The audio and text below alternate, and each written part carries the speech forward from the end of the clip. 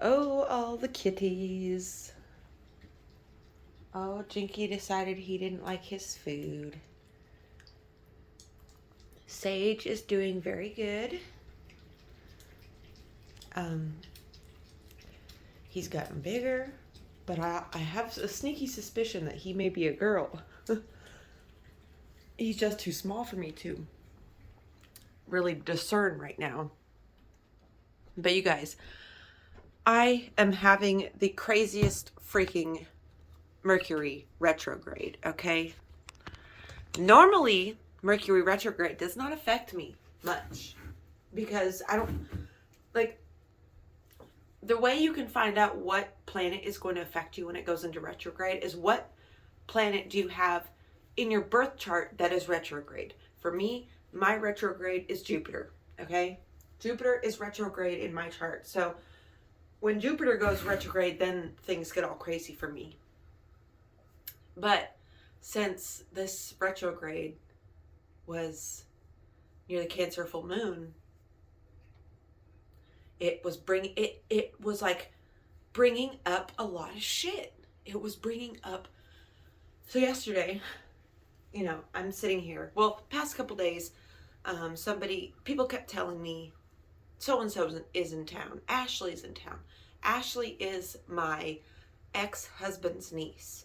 She's about 6 years younger than me, but me and her were pretty good friends for a long time. Like, I met her when I was 18. She was like 13. Sounds funny. No, we're 5 years apart then. No, I was almost 19. Yeah, so we're 6 years apart. About 6 years. And like we got pregnant at the same time with our kids. Like, well, my last kid and her first kid. We got pregnant. We were pregnant at the same time. Like, we were really close, or so I thought. But she was never a real friend. So let me tell you things. Okay, so when I would have problems and I would go to her for help, she would always give an excuse as to why she couldn't help, why she couldn't be there. She would never have my back the way I had her back. She never reciprocated favors the way I reciprocated favors. Just, it came down to we were different people. And I was expecting myself out of her, which she could not possibly give me. But, like a lot of people, they don't want to hang out with me. They just want to get high, come over, get high, dump their issues on me, and then leave. That, like, she had never, it seemed like she never called me. And maybe I'm wrong, I hope I'm wrong about all this, but this is just how I felt. So regardless of how she meant it, how I took it was a totally different thing. And it really affected me. Well, after we had our kids, she decided to move up with her family in Indiana, which is, she's her own person. I encouraged her, but here's where the problem comes in. She never ever texted me. She never checked up on me. Like, it was just like out of sight, out of mind, type thing. And so I blocked her on all forms of communication because it was hurting me to see her and then like not have her communicate with me. So, I just blocked her on everything because it was easier that way. Well, years goes by, you guys. 4 fucking years. Almost 5 years goes by.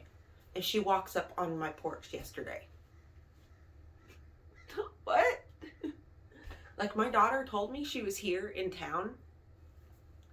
And I was like, oh, well, she better not come over here. But I'm so proud of myself. I am so freaking proud of myself with how I handled that. Because I could have like freaked out. I could have got really mad. I could have yelled at her. I could have screamed at her. I could have fought her. Like, there's a lot of things that old me would have done. But I'm so proud of how I handled it. So what I did yesterday is when she came up on the door, when she knocked on the door, I was a bit surprised. And I let her in. And we start talking and everything. And of course, she's going through her own issues, is why she's even down here. And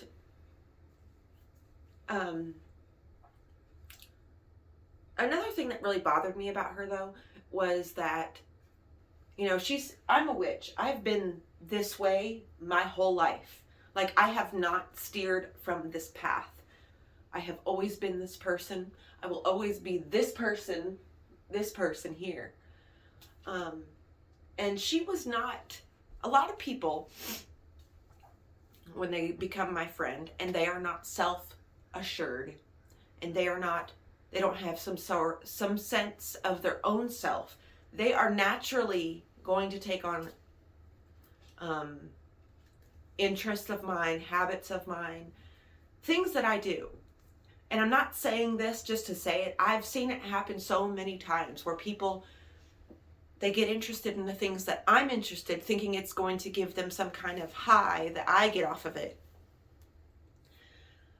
Only later to realize that, you know, they were just trying to be an impersonator or an imposter or whatever.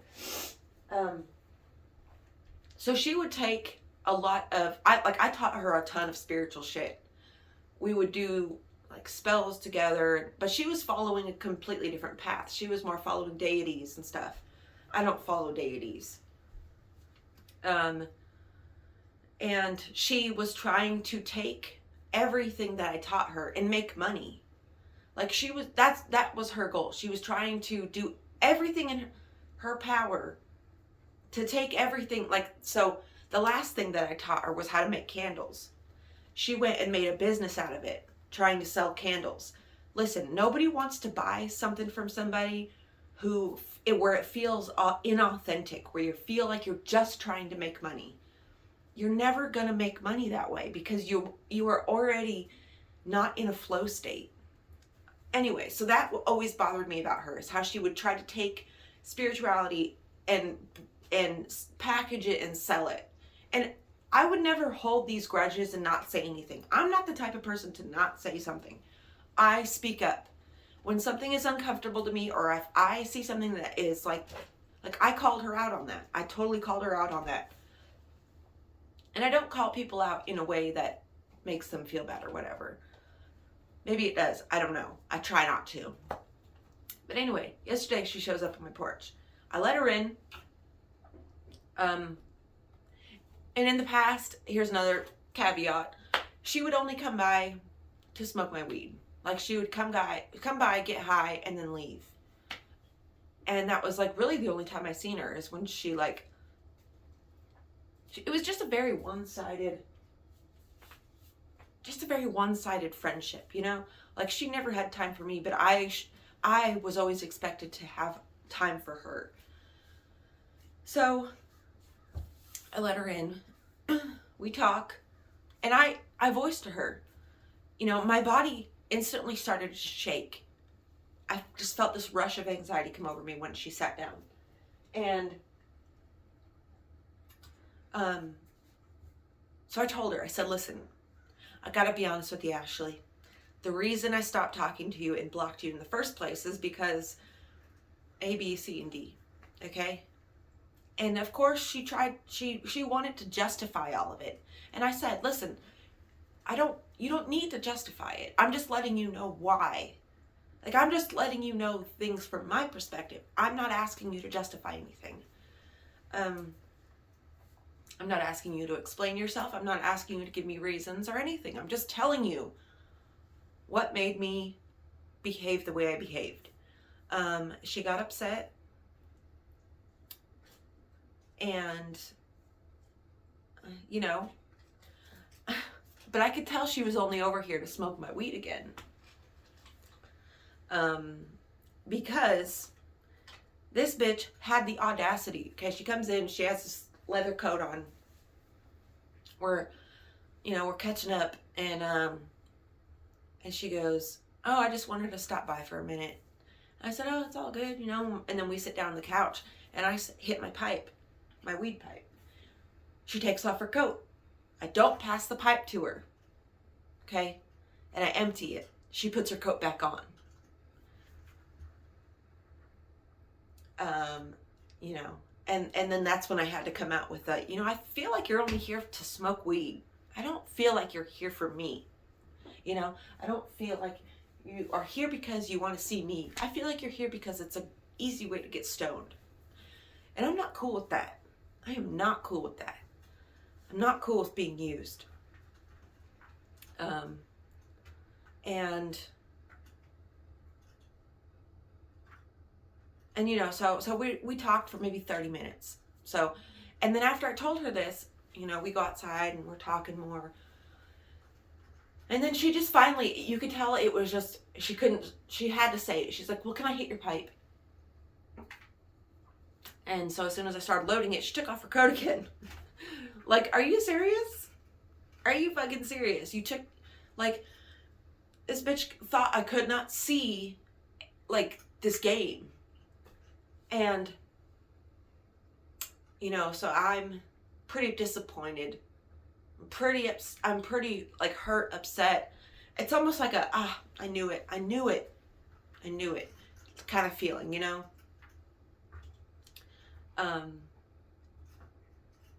And then of course after she gets high, she leaves. Or she puts her coat back on and she gets ready to go. And she goes, hey, I'll bring you some weed tomorrow and I'll come hang out. And I said, listen, I love you and I care about you, but I don't want a relationship. I don't want a friendship with you. I don't. So please don't come back. Keep your weed and we can move on in peace. I told her that. I straight up said that to her. I said, don't come back to my house, please. I wish you all the best in everything that you do, and I have nothing but love for you. But I don't want a friendship. I do not want a relationship with you. I don't want anything from you. That's it.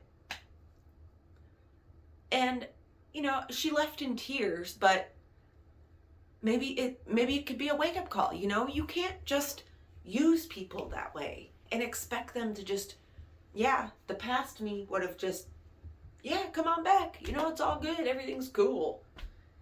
The past me wouldn't have said anything because I'm a people pleaser. But that's not who I am anymore. And you cannot dip out, like just disappear out of my life. Never text me, never call, never anything. Nothing. Literally not a peep. Not a fart in the fucking wind.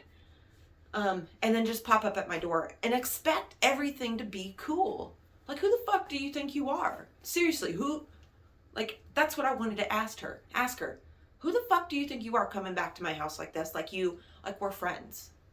Like, 4 years didn't just pass without you saying a word to me. Without, you know, it's just baffling how some people are so self-centered. And now she's on a Jesus kick, telling me that my beliefs are evil. It's like, no, what you were doing was evil.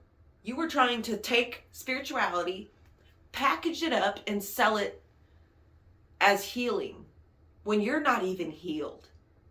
That's evil. And I told her that when she was doing it. I said, you know, real spiritual gifts, you don't sell them.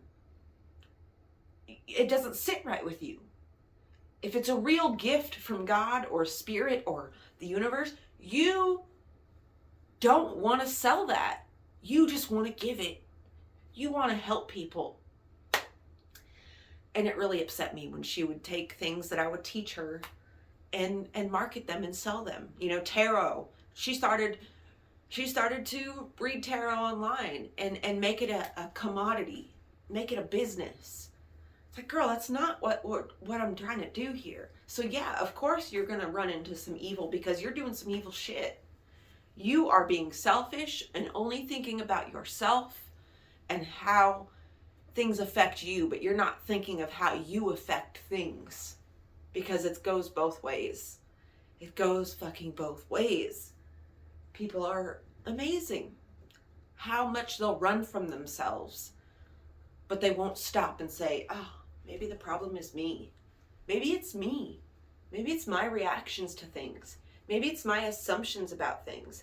Maybe it's the story I keep telling myself. about things that might be false. It's just crazy. Crazy, crazy. But I'm proud of myself how I calmly turned her away and said, no, thank you. I'm not interested in a relationship that's one-sided. I'm not interested in being friends with somebody who is so hell-bent on running from themselves. Not interested. I'm happy. I'm healthy. I'm thriving, and you're not going to come in and take any of that and go market it and sell it. Sorry, not going to happen. See, I realized in life that every magical moment I've had with people it wasn't because of them. It was because of me. It was because of me being excited and feeling that magic. And so I started to value myself that way. I started to value my energy. Like what I do, because I don't do a lot for people, but what I do for people energetically, the comfort I bring, because I'm able to allow people to stand in their truth and in their darkness, it's very sought after and very hard to find. I guarantee you I'm not like any person you've ever met. But once I seen all that, once I seen what I actually brought to the table, I started to value myself a whole different way. Life got different. And you know, the universe always, it always provides.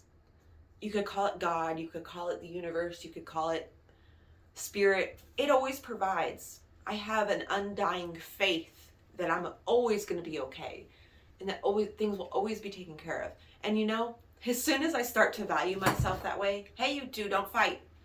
As soon as I start to move in that way and respond to things that way, I start getting more purchases on my art. I start getting more traffic on my YouTube channel. I just start to prosper in ways that I was not prospering before when I don't value myself the same way. It's crazy.